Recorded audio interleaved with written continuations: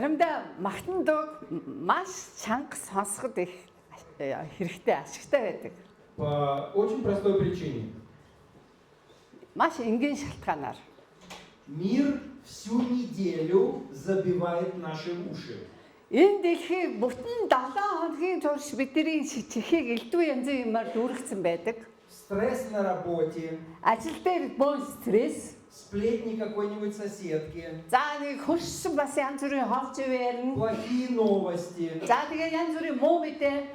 И все это как пробки в наших ушах. Тэгээ энэ чинь бидний чихэнд нөгөө юм бөглөө үүсгэждэг. А может быть, с другой стороны, бесы сидят вот где-то в ушах. За тэгээд нэг нөгөө талаасаа чөтгөр бас бидний энэ чихэн дээр суудсан байдаг. И мы молимся Богу и ничего не слышим. Бид нар бурханд хамтан залбираад байдаг. Тэгээд юу ч сонсдоггүй. Потому что уши забиты миром. Яа тэгвэл бидний чих чинь элдв янзын энэ ертөнцийн дэми юмар дүүрсэн байж байгаа навшаар. Поэтому иногда полезно послушать громко прославление. Тийм учраас заримдаа бид нар магтан дууг маш чанга дуугаар сонсох бол ашигтай байдаг юм аа. Вообще, вы знаете, что бесы не любят, когда мы громко славим Бога. Бид нар бурхныг маш чанга дуугаар магтахад муу яриг сонсол их дургүй байдаг. Поэтому спасибо ребятам, они почистили наши уши сегодня. Тийм учраас магтан дууны багийнхандаа их баярлалаа. Бидний чихний мөнгөд гаргаж ирсэн баярлалаа. Хорошо. Мы все что-то делаем для Бога, да? Бид нар бурхан зориулаад ямар нэг юм хийдэг те бид нар бүгдээрээ л. Кто-то делает больше, кто-то делает меньше. Зарим нэг нь бүр илүү их хийдэг. За зарим нь арай багч гэдэг юм уу? Мы что-то создаем, что-то строим. За ямар нэг юм бүтээдэг, ямар нэг юм барьдаг. Может быть, мы делаем добро. Бас ингэ сайн зүйл хийдэг байж Или магадгүй бид нар. приносим жертву. За бас эсвэл тэгээд өргөл өгдөг. Кто-то едет в другой аймак. За хин нэг өөр аймаг руу. Кто-то ради Бога едет в другую страну. За хин нэг нь бас өөр улс орн руу явдаг. Мы строим церкви. За бид нар ингэ сүм чуулган барьдаг. Или делаем прекрасное служение здесь. Эсвэл одоо энэ тайзан дээр сайхан үйлчлэл хийдэг. Вопрос заключается в том, Асуудал нь юунд байна вэ гэхээр что мотивирует нас это делать. тэгэхээр бидний ингэж ийм зүйл хийлгээд байгаа, сэтэлжүүлээд байгаа гол шалтгаан нь юу вэ? Какое у нас основание для того, чтобы мы служили или что-то делали для Бога? Тэгээ бурхан зориулаад ямар нэгэн юм ч юм уу, ямар нэгэн үйлчлэл хийх, ямар үндэслэл бидэнд байгаа юм. Кто призвал нас? Кто Хэн учил биднийг нас это дуудсан? делать? Хэн бидний үүнийг хийж биднийг хөдөлгөөд байгаа? Может быть, это наше тщеславие? Эсвэл одоо бид нар зүгээр өөртөө одоо нэг магтаал алдар авчрах гэж юм шалтгаанаар юм уу? Давайте признаемся, некоторые делают это ради себя. За тэгээд яг үнэ хэлэхэд зарим хүмүүс яг өөрийнхөө төлөө, өөрийнхөө алдрын төлөө ингэж үйлчлдэг шүү дээ. Некоторые делают это ради Бога. А зарим нь бол яг бурхны төлөө үнийг хийдэг. У каждого свой повод служить. Хүн болгоны үйлчлж байгаа шалтгаан өөр. Вы знаете, что Иисус в первую очередь своим ученикам что-то сказал.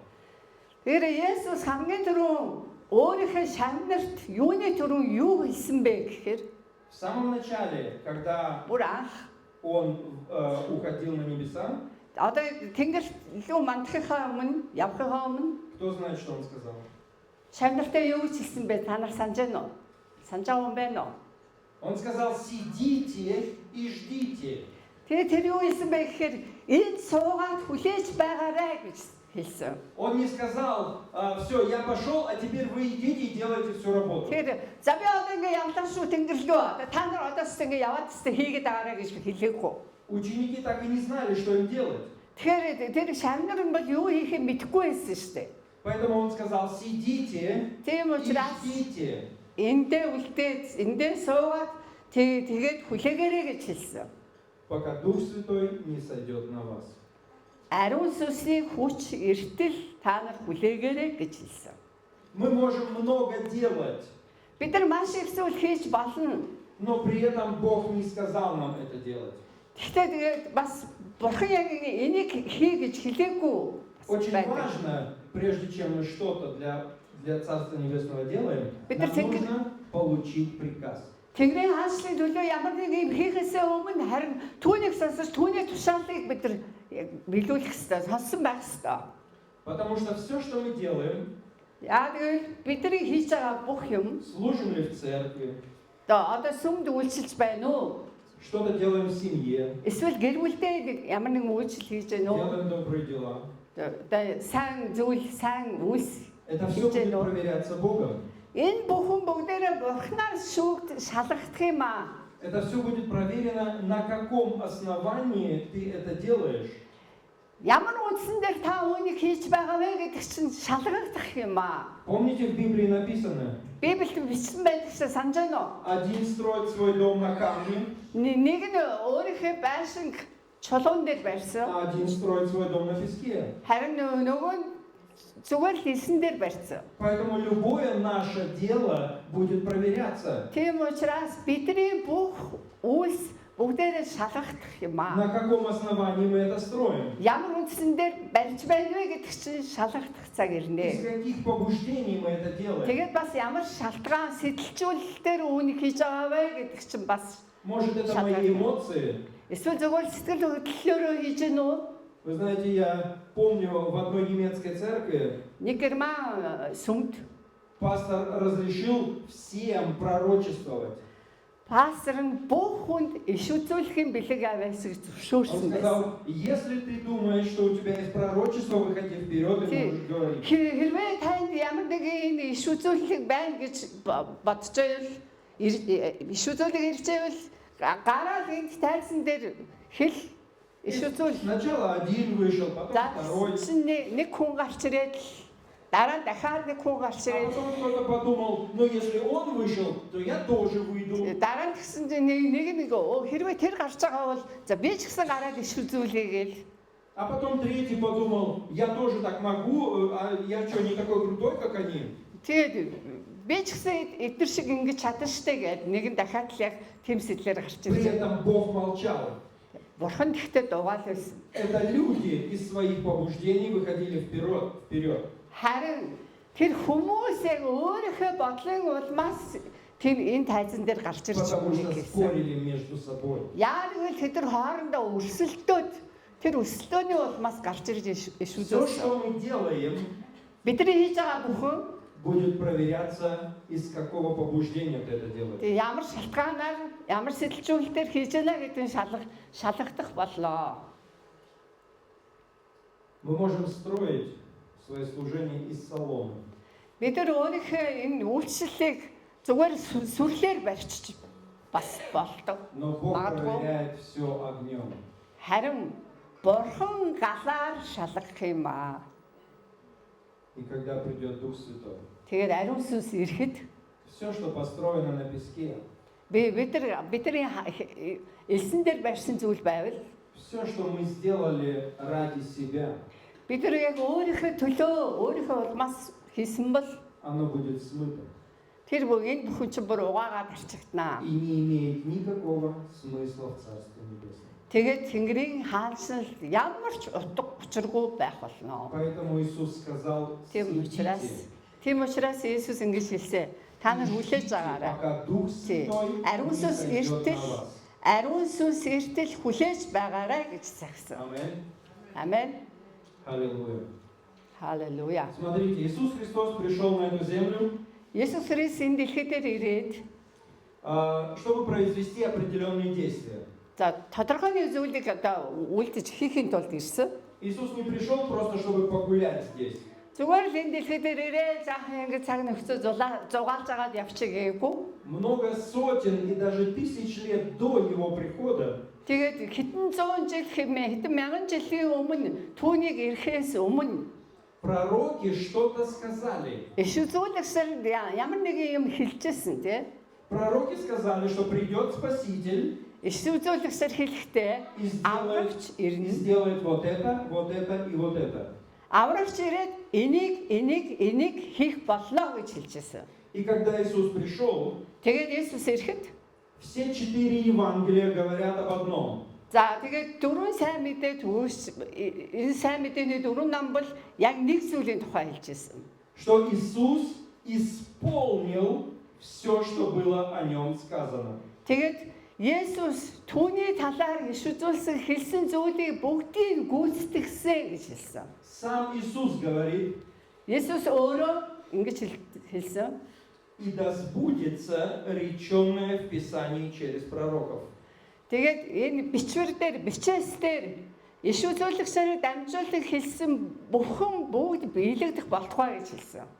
Все, что он делал, уже было написано в Ветхом Завете. Түүний хийсэн болгон аль хэдийн хуучин гэрээнд хэлэгдсэн зүйл байсан. Он не сделал ничего другого, что уже про него не было сказано. Түүний тухай хэлээгүй, яриагүй, юу ч хийгээгүй. И то же самое касается нас. Тэгээд бидэнд ч гэсэн яг үүнтэй адилхан энэ бас бидэнд хамааралтай. Если мы что-то делаем для Царства Небесного, Хэрвээ бид нар Тэнгэрийн хаанчлалын төлөө ямар нэгэн зүйл хийж байвал это уже было провозглашено где-то. энэ аль хэдийн хаа нэгэн газар тунхлагдсан байсан гэсэн үг. Мы делаем то, что уже было сказано пророками. Бид нар аль хэдийн иш үзүүлэгчдэр хэлэгдсэн зүйлийг хийж байгаа юм аа. Тогда мы делаем это в интересах Царства Небесного. Тэгэх юм бол энэ бол яг Тэнгэрийн хаанчлал бол зохимжтой зүйл юм аа. Смотрите, принципы очень простые. За зөв энэ зарчим бол айгүй энгийн. Особенно важно читать притчи. Ялангуяа сургаалт үгс. Там сказано, Намайг уншиж будете хэрэгтэй. поступать так, будет у вас получаться вот так. Тэгэхээр ингээд та нарын нэг ийм зүйлийг ингэж хийн харин гэхдээ үр дүн нь бол нэг ийм байна гэж хэлсэн үг байгаа тийм. Простые принципы Царства Небесного. Тэгээ энэ бол зүгээр л Тэнгэрийн хаанчлалын яг нэг зарчим, энгийн зарчим. Любите мужа своего или жену свою и будете жить в процветании. Жишээлбэл ингэсэн байна. Эхнэрээ юм уу нөхрөө хайрал тэгэн бол та нар бол одоо амжилттай хүчин дэвжих болно гэж хэлсэн. Соблюдайте заповеди и будете жить в праведности. За тэгээд энэ хуулиудыг хэрэгжүүл тэгээд та нар зөвхт байдлаар амьдрнаа гэж хэлсэн. Не грешите и не будете бояться. Тий та нар нүгэл битгий үйл дээрээ тэгээд ямар ч айдас байхгүй айх зүйл байхгүй гэж хэлсэн. Библия, как Ветхий Завет, так и Новый Завет, полная таких принципов. Библиэлд хуучин гэрэн дээр шинэ гэрэн дээр энэ зарчим бол хангалттай их байгаа. Но цель всей Библии – это исполнение пророчеств. Харин Библийн зорилго нь бол энэ иш үзүүлгийг л биелүүлэх явдал юм аа. Я еще раз хочу вам сказать. Би дахиад нэг зүйл хэлмээр байгаа. Неважно, из каких побуждений мы что-то делаем для Царства Небесного. Тэгэхээр Тэнгэрийн хаанчлалын төлөө ямар нэгэн зүйл ямар сэтгэлээр хийж байгаа чухал биш. Хэрвээ ямар нэгэн зүйл хийж л байвал Важно, чтобы мы сделали так, как сказал Иисус Христос. Тэгэхээр Есүс Христ юу гэж хэлсэн яг тэрүүгээр хэлсэнчлэн хийн гэдэг нь чухал юм аа. Чтобы сбылось уже то, что сказано пророками. Тэгэхээр иш үзүүлэгчээр хэлсэн үг яг бэлэгдэхийн төлөө хийж гэн гэдэг нь чухал юм аа. Очень простой пример. За бас их энгийн жишээ. В книге Откровения написано, чем все это закончится. Ишэл номон дээр энэ бүхэн юугаар төгсдөг вэ гэдэг хэлсэн байгаа. И неважно, понимаем мы, не понимаем, оно так будет. Бид нар ойлгосон ч бай, ойлгоогүй ч бай, тэр яг хэлснээр л болох болно. Мир закончит свои дни именно так, как написано в книге Откровения. Энэ дэлхийн төгсгөл яг энэ ишэл номон дээр л хэлснээр л дуусах болно. Поэтому, что бы мы ни делали, Бид нар юу ч хийсэн бай. главное, Хамгийн чтобы гол мы нь делали то, что уже речено пророками. тэгээд аль иш үзүүлэгчээр хэлэгдсэн үгийг л хийн гэдэг нь чухал юм аа. Иисус посылает нас быть свидетелями. Есүс биднийг гэрчлэгч байхаар дуудсан. Везде, в семье, на Хаан работе. сайгүй ажил дээрээ, гэр бүлдээ, Если ты с друзьями где-то, за найз нөхдөдөө дунд ч бай. будь тем, кто ты есть. Яг хаан байгаа яг та тэр Ты хүн ученик байгаарай. Иисуса Христа. Бид нар үл Есүсийн шавнар, Ты его дагалдагч нар. последователь. Дагалдагч нь таавал түүний Ты дагалдагч. его инструмент. Таавал түүний гарт багаж Не зэрсэн. бойся этого, не стесняйся этого. Үүнээс айх хэрэггүй, үүнээс ичих хэрэггүй. Неважно, где ты, в отпуске, в миссии, в служении. Та хаан байх нь хамаагүй амралт байна уу, эсвэл үйлчилж байна уу?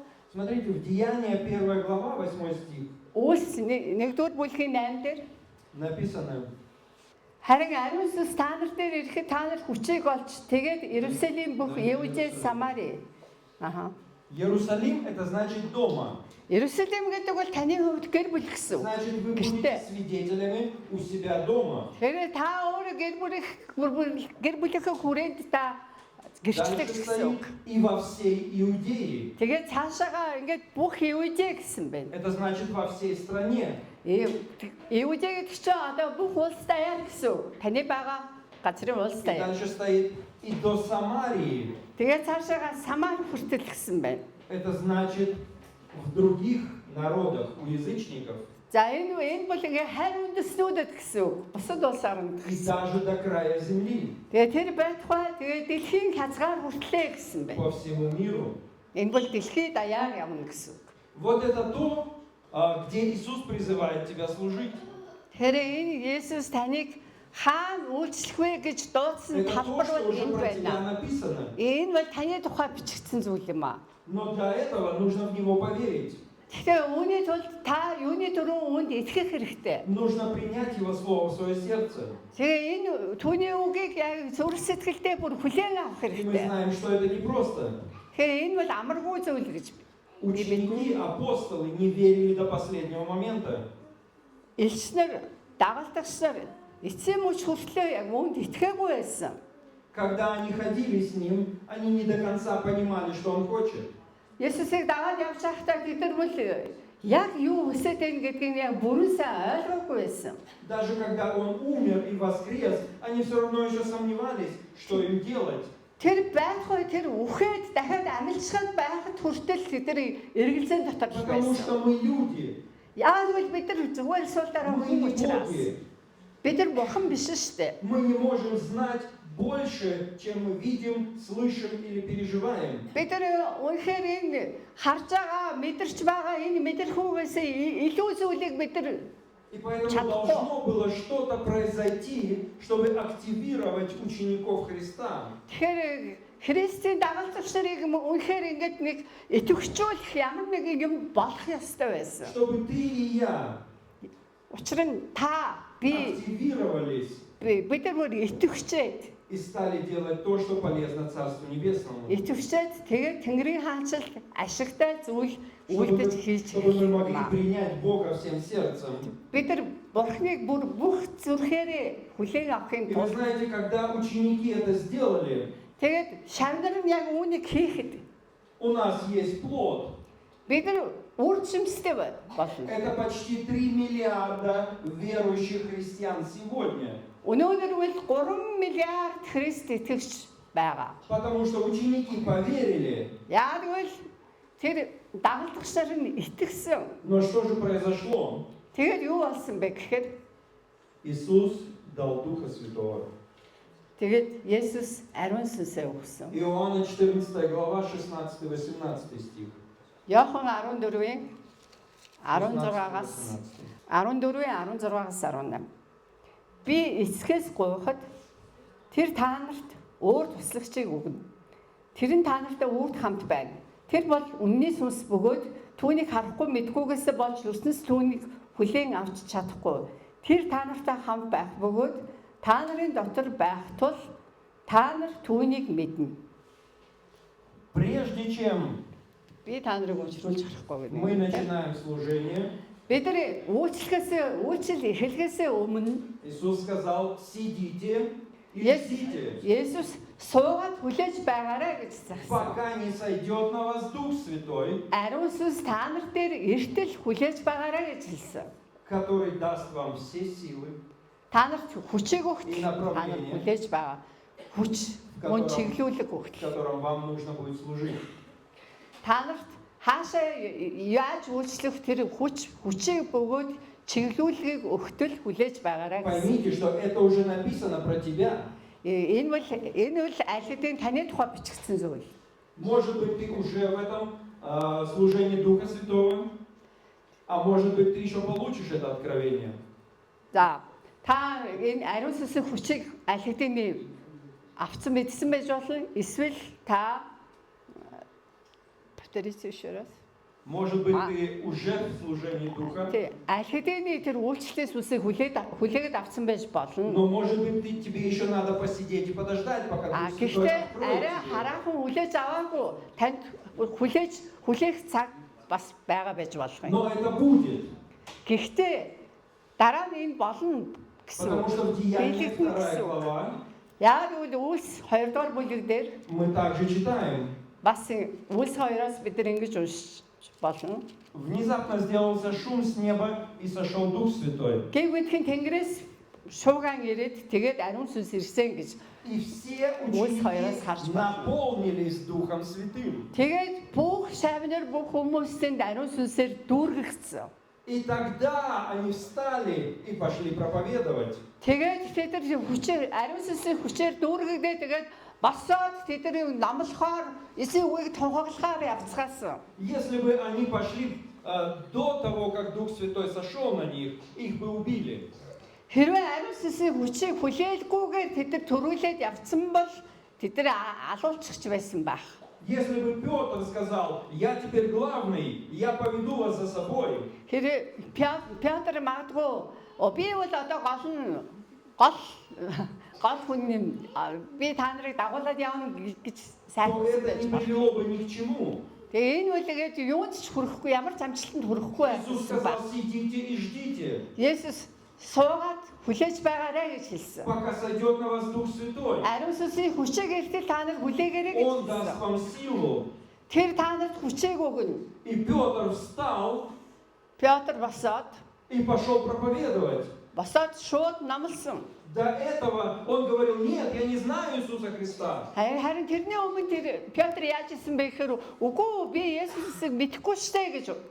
И может быть тебе страшно выйти на улицу и кому-то рассказать об Иисусе. Магадгүй та нар ч гэсэн гараад Есүсийн тухай ярин гэдэг нэг амар зүйл санагддагч байж магадгүй. Но проси Духа Святого, чтобы Он дал тебе силу. Тэгээд харин зөвхөн ариун сүнсийн хүчээг өгөөч гэж Бурханаас гун залбирах хэрэгтэй. И когда Дух Святой сойдет на тебя, тебе не будет страшно. Тэгээд ариун сүнсийн хүч та нар дээр ирэхэд ямар ч айдас байхгүй байх болно. Потому что тот, кто во Христе, тот не имеет страха. Тэгээд хэн Есүс Христос байна тэр хүнд ямар ч айдас байхгүй. Аминь. Амен. Все идет к тому, чтобы исполнилось то, что уже было сказано. Бүх зүйл аль хэдийн иш үзүүлэлт хэлэгдснээр яг Мы можем из своих үлдэх эмоций, из своих побуждений выходить и проповедовать. магадгүй өөрийнхөө сэтгэл хөдлөлөөр тий одоо өөрийнхөө хүслээр Может, намлахаар кто-то авч думает, болохыг. я уже 20 лет в церкви, Зарим нь ингэж бодож болно би одоо 20 жил сүмд байна шүү дээ. и мне уже пора стать пастором. Би одоо аль хэдийн пастор болчмоор юм да. И он пойдет и будет строить церковь. Тэгээд би одоо ингэж явж сүм байгуулна. Но Дух Святой его не призывал к этому, Харин ариун сүнс яг энэ зүйлд дуудаагүй байхад то все его дела не имеют смысла. харин тэр түүний дээр үйлсүүл ямар ч утга учиргүй. Иисус будет все твои дела проверять. Есүс таны бүх үйлсийг шалгах На болно. каком основании ты строишь то, что ты делаешь. Хийж байгаа зүйлээ, барьж байгаа зүйлээ ямар үндэс суурин дээр хийж байна вэ гэдгийг Есүс шалгах болно. Я хочу с вами сегодня еще поговорить об одном стихе в Библии. Би бас Библийн нэг ишлэлээр хамт яриа гэж бодож байна. И, может быть, изложить его немножко по-другому, как вы привыкли его слышать. Бид нар одоо яаж сонсож дассан яг тэрийг нэг арай өөр маягаар И пусть хэлээ гэж каждый из бодож вас байна. сделает вывод. Тэгээд та нар хүн болгон өөрөө өөрийнхөө дүгнэлтийг хийгээрэй. На основании чего строится твое служение. Таны үйлсэл яг ямар үндсэн дээр хийгдэж байгуулагдаж Матфея баригдаж 21 байгаа вэ? глава. Откройте, пожалуйста, все свои Библии. Бүгдээрээ Библийн нэгээрээ Матай 21. Потому что мы не будем читать весь текст, но вы можете прочитать весь текст. Яг үгүй бид нар бол яг бүгдийг нь уншихгүй та нар өөрсдөө харин дотроо бүгдийг нь уншиж болно. 21 глава с 1 по 6 стих. За 21-ийн 1-ээс 6 читать. И когда приблизились они к Иерусалиму Тэд нар яг Иерусалим руу ойртоод ирэхэд и пришли в Вифагию, к горе Елеонской, тэд Иерусалимд дөхөж Чидүүн уулын бэлдэх Битфагд ирээд тогда Иесус Иисус хоёр шаваа послал илгээж. двух учеников. тэгээд Есүс хоёр дагалдагчаа илгээсэн байна. Иисус сказал кому-то, Есүс хэн нэгэнд хэлсэн байна гэсэн. не ученики сами пошли что-то делать. Шамнар нь өөрийнхөө дураараа яваад хийсэн бишээ. Иисус послал двух учеников Есүс хоёр шаваа илгээсэн байна. и сказал им, пойдите в селение, Тэгээд тэдэнд эсрэг талцсан байгаа тосгонд оч гэж хэлсэн. которое прямо перед вами, Та нар тэр дээр уяатай элчиг дудрантайгаа байгааг и олно. тотчас найдете ослицу, привязанную и молодого осла с ней. Тэднийг тайлаад надад тавьчаар гэсэн байна. Приведите ко мне. Тэгээд надад авчраа гэж байна. И если кто скажет вам что-нибудь, отвечайте, что они надобны Господу. Тэгэхээр тэгээд та нарт ямар нэгэн бурханд хэрэгцээтэй зүйлийг авчрах, И тотчас отдаст это. Тотчас авчрах пошлет это. хэрэгтэй болвол тэгээд тэр даридаа өгдөн гэсэн. Все сие было сделано, Тэгээд яг энэ цагт бүх чтобы исполнилось реченное через пророков. тэгэхээр аль иш үзүүлэгчээр иш үзүүлсэн зүйл биелэлээ олохын тулд яг энэ зүйлийг яг одоо шавнартаа Который говорит, даалгавар. скажите чере Сионовой, Дашчтай Да. хэрв хэн нэгэн та нарт юм хэлвэл царь твой грядет к тебе кроткий, эдгээр сидя эзэн на ослице хэрэгтэй гэж молодом хэлээрээ. осле, Тэгвэл тэр тэднийг даруй явуулна гэв. сыне подъяренной. И ученики пошли и сделали так, как сказал Иисус. Тэгээ шавнар нь яваад яг Есүс юу гэж хэлсэн бэ? Яг түүний хэлсэнчлэн хэлсэн. Что произошло в этом отрывке? За тэгээд энд яг юу болж байна? В чем смысл этого отрывка? Тэгэхээр энэ хэдэн ишлэл яг юу хэлээд байна? Ямар утга учиртай байна? Это был, может быть, ритуал для исполнения закона. Энэ бол зүгээр л хуулийг биелүүлэх үйлдэл юм уу? Мы знаем, что до Иисуса Христа почти каждый год приходил какой-нибудь Спаситель. Тэгэхээр Христ ирэхээс өмнө бараг жил болгон шахуу ямар нэгэн аврагч ирдэг байсан. Который также садился на осленка и въезжал в город. Тэгэл бас яг ингээд элчигний дудран дээр мордоод ингээл хотон дор явж исэн. Одного прогнали, другого убили. За нэгийг хөөгд явуулсан, нөгөөдгийг алчсан. Иисус делает то же самое. Тэгээ Есүс гэсэн яг эднэртэй адилхан юм Он хийж знал байна. прекрасно, как только он сядет на осленка, сразу римские солдаты попытаются его убить. За тэгээд элчигний дуртан дээр мордонгууд нөгөө Ромын цэргүүд чинь алах гад хойноос нь хөөх болно. А может быть, в этом отрывке идет речь о воровстве осленка? Эсвэл одоо энэ ишлэлээр элчигний дудран хулгайлах тухай яриад байгаа мó? Или может быть, просто Иисус устал ходить пешком? Эсвэл Есүс зүгээр л өөрөө явж ядарсан болохоор элчигний дудран олоод иргэсэн болов уу? Вопрос, на каком основании строится твоя вера? Что ты веришь в этом стихе? Тэгэхээр таны итгэл юун дээр суурилсан байна вэ гэдэгт гол нь Что ты слышишь в Библии? энийг уншаад юу итгэж байна вэ? И зачем ты Таны следуешь? итгэл юун дээр суурилагдаж та яг хаашаа явж байгаа вэ гэдэгт. Я вам скажу, что я в этом отрывке вижу. Тэгэхээр би энэ ишлэлээс юу хараад байгаа гэдгээ одоо та нарт хэлье. Иисус послал, Есүс илгээсэн Иисус кому-то сказал и Я- послал, хэн нэгэнд ямар нэгэн юм хэлсэн тэгээд чтобы илгээсэн. они сделали ровно то, что Он сказал. Тэгэхээр яг л түүний хэлсний дагуу хийх тухай шавнартаа хэлсэн баа тий. Он сказал, приведите мне осленка. Надад илжигний дудраг авчрах гэж хэлсэн. Он не сказал, пойдите, приведите мне коня или телегу. Эсвэл тэгээд надад яваад ямар нэгэн морь ч юм уу тэрэг ч юм уу олоод ир гэж хэлээгүй. Иногда Господь говорит тебе, Заримдаа бурхан яг танд пойди к своей соседке та хөрш рүүгээ оч. и расскажи ей о Боге. Тэгээд төв хөрштэй бурханы тухай ял гэж тодорхой хэлж А мы байна. думаем, да нет, я лучше пойду и буду на конференции проповедовать. Это же круче. Тэгэхээр бид нар заримдаа ингэж боддог. Үгүй ээ. Би үл Но тийш Иисус этого не говорил. конференц дээр очиж ярина юм Иисус сказал, пойди в деревню Есүс ингэж хэлээгүй. и приведите мне осленка. Тэгээд тэр тосгон руу яваад элчигний додрон олоод ир гэж хэлсэн. И они так и сделали. Тэгээд яг үүн түүний хэлсэнчлэн үйлцсэн. Разве не хотели они, чтобы он заехал на коне, как победитель в Иерусалим? Тэгэхээр Иерусалим руу нэг лаг баатарлаг ялагч морь улсын ялагч болж ороосоо гэж тэд нар Разве не говорили они до этого, Иисус, я хочу сидеть у тебя по правую и по левую сторону? тийм үүний өмнө Есүс бид нар баруун гартал зүүн гарталд чинь суумаар байна гэж хэлчихсэн биз дээ. Они хотели сидеть рядом с царем, Тэр хааны баруун зүүн гарталд суумаар байсан. но они приняли очень правильное решение. Харин тэд нар маш зөв шийдвэр Они сделали сонголт так, как хийсэн. он сказал. Харин яг Есүс юу гэж хэлсэн яг түүний хэлсэлчлэн үйлдсэн Чтобы зөв сонголт. сбылось то, что уже было предречено пророками. Иш үзүүлэгчдэр хэлэгдсэн бэлгийн тулд яг үүнд эцнийхээ үгэнд дуулууртай байсан. И через их послушание Тэгээд тэдний дуулууртай байдлаар дамжуулан Иисус въехал в Иерусалим.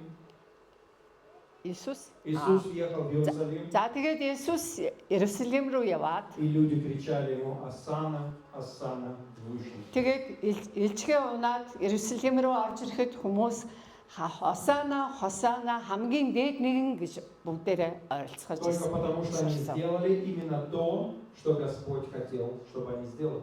Тэгэхээр бурхан яг юу хийсэн байхыг хүссэн яг түүнийг л шавнар нь хийсэн юм аа.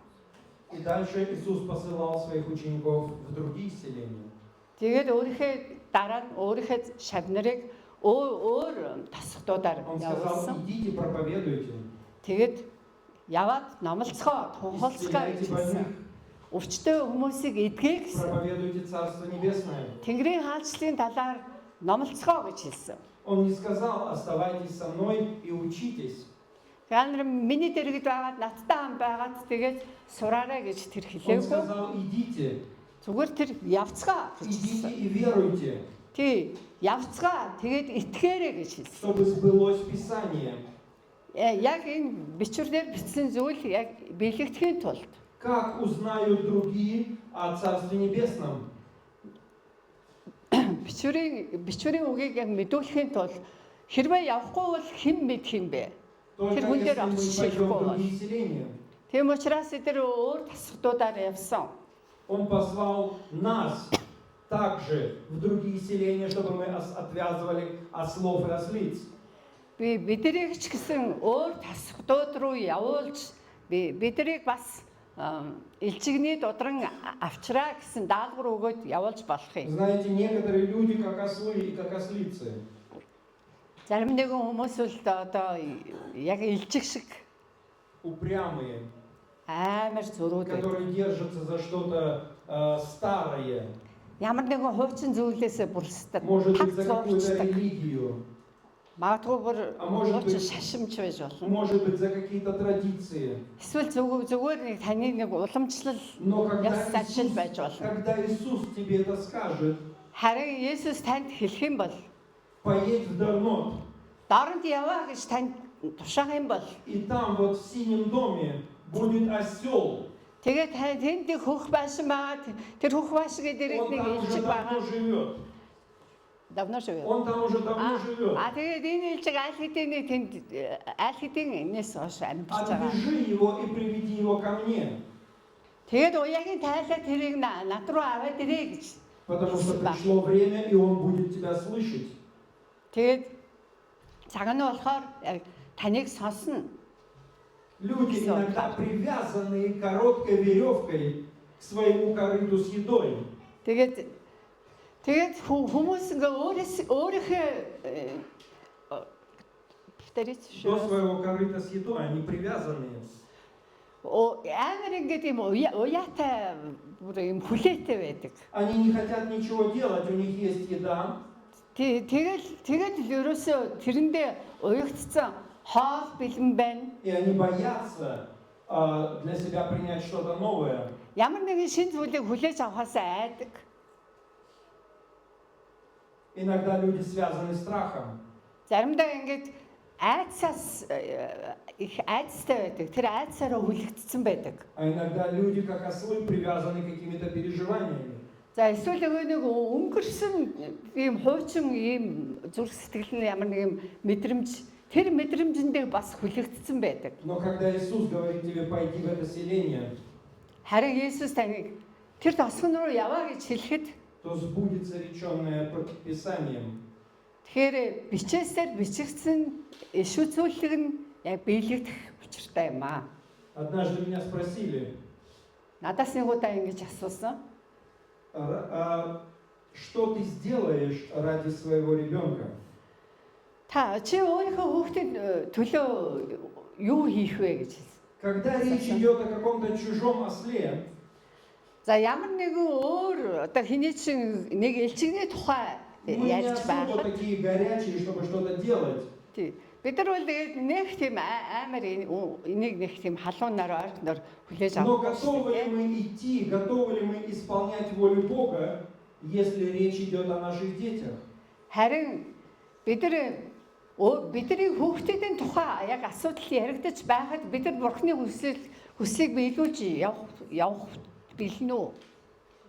У кого-то может быть зависимости, а у кого-то болезнь. Хин нэг нь өвчтэй байж болно, хин нэг нь эсвэл ямар нэгэн хамааралтай байж болно. Но Иисус сказал, что я взял на себя все ваши немощи. Харин Есүс ингэж хэлсэн, би та нарын сул дорой байдаг бүгдийг би өөртөө авсан гэж хэлсэн. А значит, нам нужно пойти и сделать так, как Он сказал. Тэгвэл бид нар яг яваад яг түүнийг хэлсэнчлэн хийх ёстой Чтобы болж байна. исполнилось Писание. Яг бичээсээр биелэгдсэн хэлсэн бүхэн биелэгдэхийн тулд бид нар үүнийг хийх ёстой Но, биелүүлэх Господи, ёстой. кто же поверит нам?